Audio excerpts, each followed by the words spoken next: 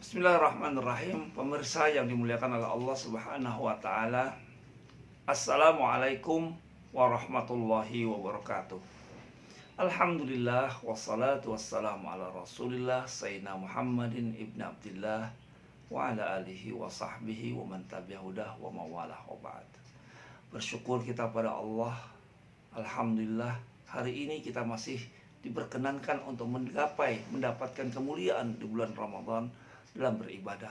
Mudah-mudahan kita terus bersemangat untuk beribadah di bulan Ramadan dalam kondisi apapun. Semuanya merasakan apa yang kita rasakan. Masyarakat di Saudi tidak terlepaskan juga di seluruh dunia. Kita semuanya merasakan kondisi yang sama. Kita harus berada di rumah sesuai anjuran agar kita terhindar dari apa yang disebut dengan penularan virus yang cukup menyusahkan dalam penyembuhannya. Mudah-mudahan kita terus bersemangat dan kita terus berusaha dan berambisi untuk menggapai kemuliaan Ramadan. Karena tanpa ada ambisi, semangat untuk menggapai kemuliaan, maka Ramadan akan berlalu begitu saja. Salawat teriring salam semoga selalu tercurah kepada junjungan kita Nabi besar Muhammad sallallahu alaihi wasallam. Mudah-mudahan kita bisa menjadi pengikut setia Rasulullah dan kita pun dikumpulkan oleh Allah di surga Allah bersama umatnya yang istiqamah jalan Allah Subhanahu wa taala. Pemirsa yang dimuliakan oleh Allah Subhanahu wa taala, Ramadan memberikan hikmah yang luar biasa. Kadang ada orang yang merindukan Ramadan, ada yang biasa-biasa saja. Itu tergantung apa? Tergantung pengenalannya terhadap bulan Ramadan. Apa itu Ramadan? Pengenalan yang mendalam akan menimbulkan kecintaan yang dalam dan akan memunculkan kerinduan yang mendalam dan akan memunculkan semangat yang menggelora untuk menggapai kemuliaan-kemuliaan Ramadan. Salah satu pertanyaan yang sering disampaikan adalah ada orang yang menyebutkan bahwa di bulan Ramadan katanya setan-setan dibelenggu. Tapi kenapa kok ada orang masih melakukan kemaksiatan ini? Pemirsa yang dimuliakan oleh Allah Subhanahu wa taala.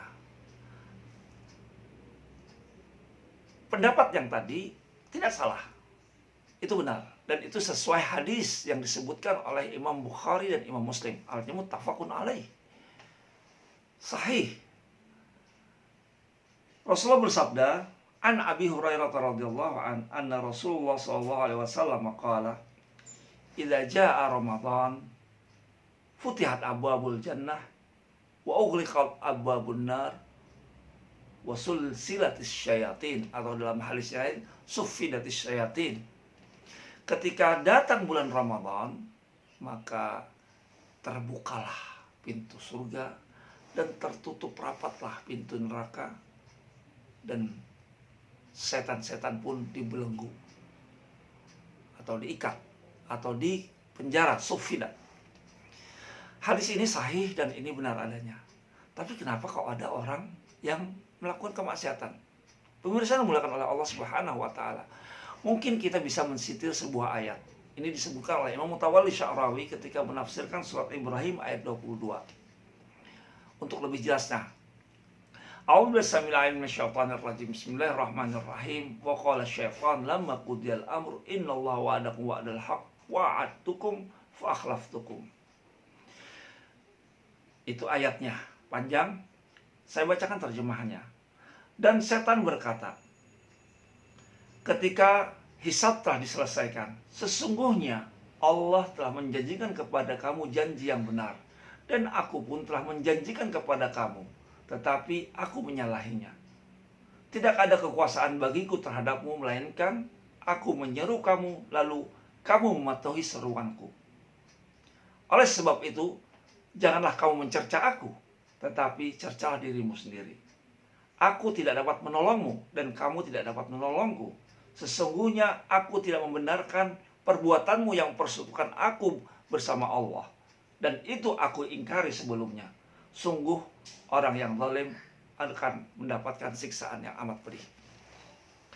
Ayat ini bercerita bahwa ketika di akhirat kelak setelah selesai dihisab, maka orang-orang yang merasa digoda oleh setan mengatakan, kenapa engkau goda? Maka kata setan, sebenarnya aku nggak pernah mengontrol perilaku kamu.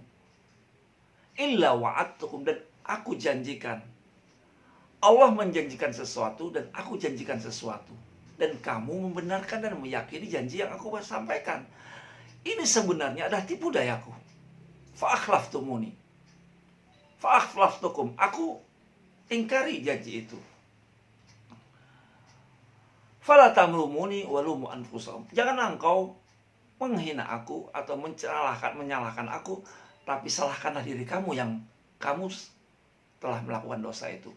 Jadi Mutawalli Sya'rawi menjelaskan bahwa sebenarnya tugas setan bukan mengontrol kita. Kontrol itu ada dua. Yang pertama, mengontrol perilaku seseorang dan menguasainya. Dan mengarahkan kemanapun itu. Yang kedua, mengontrol dengan memaksa. Dua-duanya tidak bisa dilakukan oleh setan. Dia tidak bisa mengontrol perilaku kita.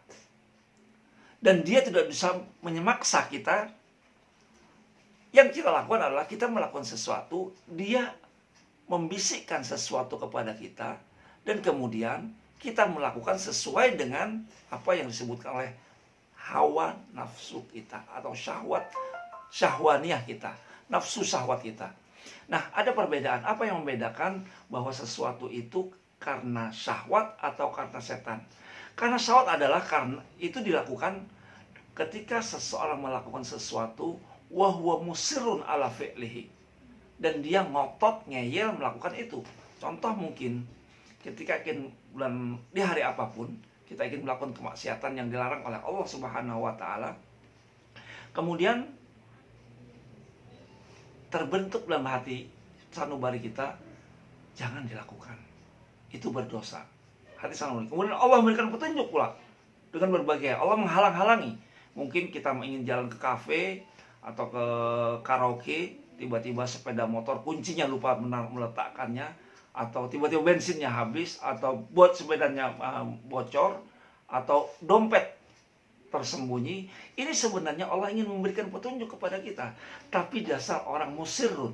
Nah, ciri syahwat adalah dia tidak akan berhenti meminta kita untuk memenuhinya sampai kita memenuhi keinginan syahwat itu. Artinya pemirsa, yang terjadi adalah bukan karena godaan setan, tetapi nafsu kita yang mendorong kita untuk melakukan sesuatu dosa yang itu tidak diridhoi oleh Allah Subhanahu wa taala. Pendengar, pemirsa yang dimuliakan oleh Allah, artinya sebenarnya yang melakukan itu bukan setan, tetapi kitalah yang didorong oleh nafsu kita. Di bulan Ramadan ini kita diajarkan oleh Allah, setelah 1 tahun kita memenuhi keinginan nafsu. Nafsu itu penting. Nafsu untuk makan, nafsu untuk minum, nafsu untuk berkeluarga, penting. Tetapi harus terkontrol. Tetapi manakala dia dikontrol, kita dikontrol oleh nafsu kita, ini yang menjadi bahaya. Yang harus dilakukan adalah kita mengontrol, atau hati kita yang mengontrol perilaku kita. Bukan nafsu kita yang mengontrol perilaku kita. Ketika perilaku kita dikontrol oleh nafsu, maka yang terjadi adalah dia akan meminta kita untuk memenuhinya. Dan ketika kita penuhi, dia akan meminta pemenuhan yang lain. Tugas setan hanya membisikkan. Nah, di bulan Ramadan ini, seperti pertanyaan di awal tadi, di bulan Ramadan ini bukan berarti setan itu terbelenggu kemudian tidak ada orang bermaksiat. Karena kemaksiatan orang-orang yang melakukan kemaksiatan di bulan Ramadan itu bukan karena setan. Karena apa? Semuanya diikat oleh Allah. Itu muncul karena nafsu yang muncul dari dalam diri kita. Di bulan Ramadan kita diajarkan bagaimana agar kita bisa mengontrol kehidupan kita, mengontrol perilaku kita. Hati kita bagaimana bisa mengontrol perilaku kita. Bukan nafsu yang mengontrol diri kita. Karena sejatinya nafsu akan meminta kita untuk memenuhi dan meminta kita untuk melampiaskannya. Ketika itu kita turuti, maka dia akan meminta sesuatu yang lain. Mudah-mudahan hikmah Ramadan yang singkat ini dapat memberikan sesuatu yang berbaik dan bermanfaat. Ini saja yang bisa saya sampaikan. Mudah-mudahan ada hikmah dan manfaatnya. Mohon ampun dan maaf kalau ada salah dan khilaf. Akhirul kalam. Wassalamualaikum warahmatullahi wabarakatuh.